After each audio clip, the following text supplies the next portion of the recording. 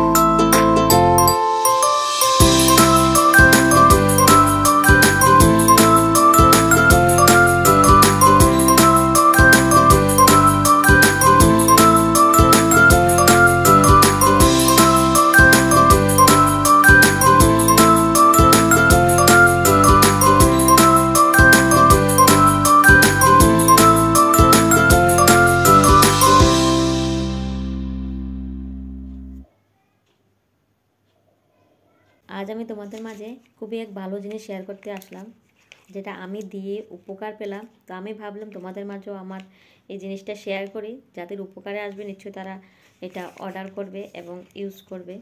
তো এটার অ্যাড তোমরা ফেসবুক পেজে, ইনস্টাগ্রামে তোমরা দেখেই থাকো।